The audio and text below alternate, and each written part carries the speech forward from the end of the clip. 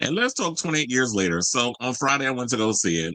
I will say this: I thoroughly enjoyed 28 years later, the Bone Temple, more than I enjoyed the first one. See, when I went to go see 28 years later, when I saw the movie, I felt like tonally it was all over the place.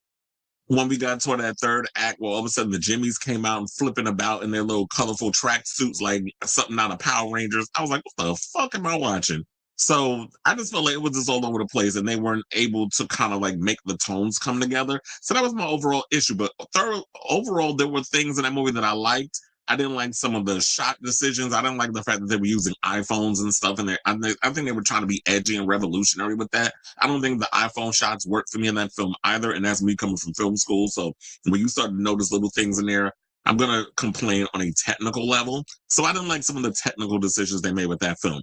But this film, when Nia DaCosta took over as a director, I felt like it was more streamlined. Tonally, it felt more at ease. And even the more bonker scenes, when that stuff happens, it fits within the thing. It makes sense of why they made the decisions they made. I also thought that Ray Fiennes was a standout. I love the fact that they focused more on his character in the film and the doctor, him being the doctor and all the things that he was doing up in that.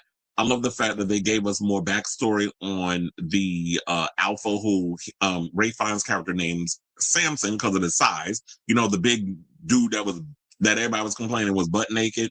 And I'm like, men have dicks. Like, if you're gonna be all up in arms over seeing penises on your big screen, go touch some grass. We have dicks. They're attached to us. I'm not tucking my shit away like I'm a goddamn Ken doll. Like, that's not how we roll. So if y'all gonna be all up in arms of seeing a penis in the damn movie, go and play in traffic. So getting more of his backstory, I thought was relatively interesting. And the fact that he kept getting shot with that little drug that we saw in the first movie, you see more of that. And it's like once he kept taking that drug, which was like a transactional deal he was sort of making with Ray Fiennes' character, him going into this more of a psychosis. And it's like, I was relatively curious. I'm like, I want to take a trip in his brain and see why he's reacting the way that he's reacting in when he goes into this whole psychosis state. And then it's like you see the sequence of he's getting flashbacks and seeing his childhood and when the whole outbreak happened and even speaks. I gagged when they did that sequence. So I'm like, he talks. So it's like when you start seeing these things and how he's the alpha starting to become more human as the movie goes on, I thought it was a relatively interesting choice. I also thought Jack O'Connell did a phenomenal job as Jimmy Crystal, who was like the head Jimmy of the Jimmies, because he names them all Jimmy with the blonde wigs and all that stuff. You have to see the movie to understand what all that is. And the fact of what you saw in the first 28 years later, how we got a bit of his backstory and how he becomes this nutbag in this world that he creates with these kids. My issue with his character that I had was that if you're going to make him seem like he's this real sinister villain type, which he definitely does a good job at that, because he did a good job of that playing a villain in Sinners. And here he is again playing a villain in this movie. And so with him doing that, I thought that y'all needed to kind of show more of that. Like I wanted him to be like Negan sinister, not a Negan annoying like The Walking Dead. But if you want to show like you're the head honcho and you're running this situation, I need you to do some crazy stuff. I don't need you being like, oh, I got all of the Jimmies to do all the dirty work for me. I need to see like you could be believable as this guy that I should be afraid of, this Jim Jones, David Koresh type of character that you were talking, this cult leader of, if you will. I also had an issue with Spike because where we're going from the first 20 years later into this new one, what I didn't like was the fact that y'all underused him. Y'all made him seem like it was this kid who was just terrified the whole freaking movie. I needed peaks and valleys with him because it was like if he was someone who didn't like this false sense of alpha-ness that his father put on him in that first movie, I needed you to show like, okay, so he went out into the world to prove that he could be a man or whatever and defy those falsities that his father put on him. So I'm going to go out in the world. I'm going to try to be this guy, whatever, even though he's a kid. And I don't think we got that. So it just seemed like he was just in peril the whole freaking movie. So it was annoying. But I did like the girl that kind of felt for him. That was a part of the Jimmys. Her peaks and valleys definitely I was resonating with. If you want violence, oh, there's plenty of violence in this movie. The gore sequences, the skinning of a certain group of people in that barn, that scene was like, oh my God, like I was literally cringing the whole movie. And I like horror. But I feel like I'm starting to get a little soft in regards of like how I receive something because I'm like, oh my god, y'all doing too much with the gore, and I think it's probably because this is stuff that could really happen when you're watching certain horror movies. You're like, okay, this is not believable. Like nobody can come, a person can't come from the dead and eat you. So you're not really thinking about that stuff is realistic. But when you're seeing scenes of real life human beings doing horrible things to other people, that I think hits too close to home, and that kind of like just made me cringe a bit. But I was loving the gore and stuff in that movie. I mean, in the movie. And also another issue I had, we should have had Aaron Taylor Johnson in this film because I feel like if you're gonna kind of play into this, putting up all these characters, I needed to kind of feel like a TV series in a sense of you need to have a multitude of characters that we need to be focusing on. So when we saw at the end of the first 28 years later, you saw that that you saw that Aaron Taylor Johnson's character was upset that his son kind of ran off, left the little zombie baby with him, and all this other stuff. Why didn't he be like, okay, now I'm getting on my boots or whatever. I'm gonna pack me some stuff, get some weapons, have enough food or whatever, and then to last me a couple of days while I go search for my kid. That should have been incorporated, and then he's going on his separate adventure of things happening and encounters people or whatever. There should have been a multitude of stories that was going on. I also thought I was like, okay, there was a scene with a pregnant girl, which I was referring to the whole barn sequence, which was cool. You bring her in, she has this moment, and then she vanishes. I'm like, so what's going to happen with her? Are we saving her for the next movie that's supposed to be coming?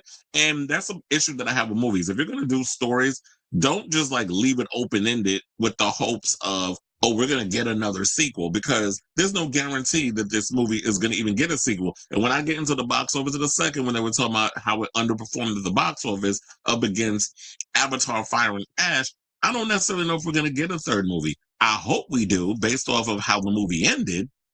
But for the most part, it's like there's no guarantees. But I have a feeling they're probably going to give them the green light for the third film. And speaking of which, yes, Cillian Murphy does make an appearance in the film. You know him as um when he was in the original 28 Days Later. He does make an appearance. Then there's like him, he's having a session where he's teaching this little girl who looks racially, well, she looks biracial. So I'm wondering if him and Naomi Harris's character, I can't remember their names from the movie because it's been so long since I've seen the film, did they have a kid together, and that's his daughter? Because it's not really addressed, but I made an assumption. I'm like, that's probably his kid that he had with Naomi Harris, because remember, they were kind of sort of a couple at that time. There's been enough time passed that you can have like a preteen slash teenage daughter. And so I'm assuming that that's that. And maybe in the next one, they'll explain what happened to Naomi Harris's character, or maybe she's not dead or whatever, and she is going to be in the next film. We'll see. But for the most part, I will say that if people are hesitant to see The Bone Temple, don't be hesitant. It is actually a much better film. But I think that maybe the reason why they're saying, like, with this whole story regarding it underperforming, I think it might be because a lot of people didn't particularly care for the last one, so they're a little hesitant to go support this movie. But I thought Neil deGrasse did a phenomenal job as a director. I thought the writing was much better. It is so weird in a lot of ways where you're seeing scenes of Ray Fiennes' character dancing with the alpha while he's under the influence. I'm like, what kind of fucking acid trip am I on? But I was there for the ride. And I will say this, the way they've been doing 28 years later, this is not what I necessarily envisioned in regards to the tone or the direction they were going to go into. But I guess I'm willing to go on the ride because we've seen so many different versions of zombie films or infected movies because there's zombies are infected. So I think in so many ways I've seen things like this that I'm open to experiencing something different regarding a story, the way you're telling the story, and the tone and all that other stuff. So maybe that's why I'm like enjoying it more, because it's a different vibe and it's a different way that they're going about it. So now let's get into the situation, because I might remember other things I want to say about it, but this is like me off the dome giving my overall thoughts. So according to reports, they said that the expectation has been that 28 years later, The Bone Temple would be the movie that finally dethrones Avatar Fire and Ash over MLK weekend, but the rage virus won't overcome Pandora after all. We're still waiting on updated numbers, but Deadline is reporting that the Avatar threequel is eyeing a 17.6 million 4-day overhaul. The 28 years later sequel, meanwhile, is falling short of 20 million opening weekend projections for an estimated 15 million or less total. For the 3-day, 13.2 million gross, it is the franchise's second highest opening, topping 28 Days Later and 28 Weeks Later. However, that's less impressive when you take into account the fact that last June's 28 Years Later made $30 million. As the trade explains, they said those numbers for the Temple are a disappointment. Not Sony, not theaters, not anybody wanted to see the movie at that level, especially as the sole MLK weekend opener. On the positive side, the Nia DaCosta directed, Alex Garland penned, and Danny Boyle produced fourth title in the British zombie series gets an A- cinema score and a very good 72% definite recommend on Screen Engine ComScore's post track, which is better than the B cinema score and 52% definite recommend on 28 Years Later, the report adds. Ultimately, it seems the horror series is too niche or weird for mainstream audiences. While the first two movies were arguably more traditional zombie movies, the previous installment ended with the introduction of a villain based on a disgraced British TV personality who was outed as a predator of the sexual kind after his death. Jimmy Crystal, I guess. So there's a 20 years later was praised by critics, but as the Beat cinema score mentioned above suggests, it didn't wow audiences. There are plans for a third installment with Cillian Murphy, but even that might be a tough sell at this stage. It's said that the Nia DaCosta Helm movie had a production cost of $63 million, meaning it will need to rely on international audiences if it hopes to turn a profit. 28 years later was a modest success, barely, making 151.3 million worldwide on a $60 million budget that doesn't include marketing costs. Now, as for Avatar Fire and Ash, having earned over 1.3 billion so far, it's likely to end its run around the 1.6 billion mark, which basically means it's going to fall short of The Way of Water's 2 billion. Because remember, that movie made $2 billion. So Fire and Ash, I don't think is gonna make that money. But here's the thing: the movie made over $1 billion. If you're gonna sit out here and complain about the movie not doing well, I just think it's ridiculous. I do feel like what maybe needs to happen is that, well, I guess James Cameron did say he's trying to find a way to make the movie for less money. So y'all need to figure that out. I mean, is the technology they're using so freaking expensive that they need to be spending however much that they're spending on these films? Like, I think there's ways that they could go about being creative, but they'll have to figure that out. So, in a continuation of the epic story, Dr. Kelson, played by Ray Fiennes, finds himself in a shocking new relationship with consequences that could change the world as they know it. Spike, played by Alfie Williams, is an encounter with Jimmy Crystal, played by Jack O'Connell, becomes a nightmare he can't escape.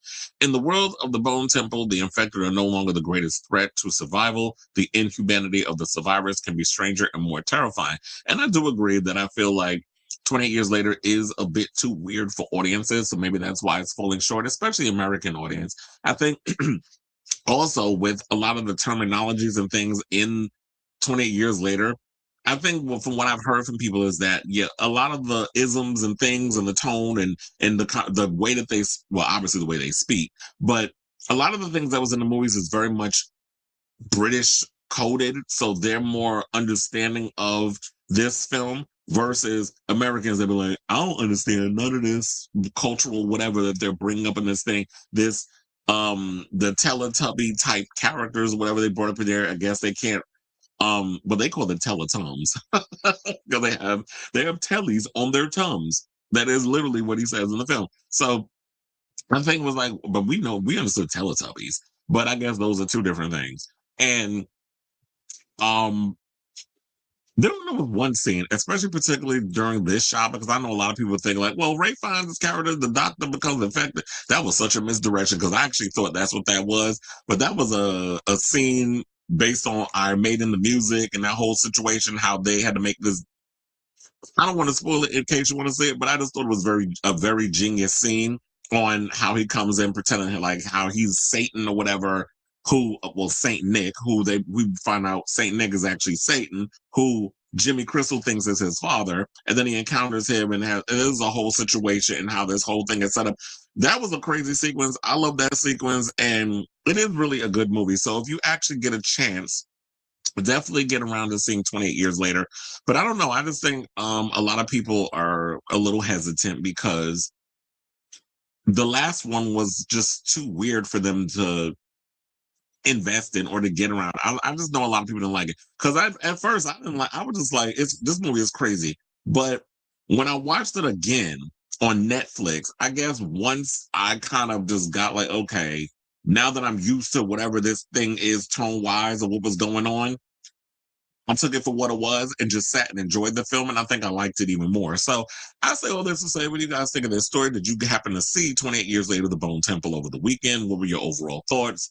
Did you like the film? Did you think it was a little too weird for your taste? Are you just disappointed because this is like, why are they taking this franchise in this direction? And I just personally think that because we've seen so many different zombie or infected type films, what other direction can you possibly, or how many times can you tell this story at this point without it just feeling like it's checking all the boxes, being all cliched, and just following the same old bullet points?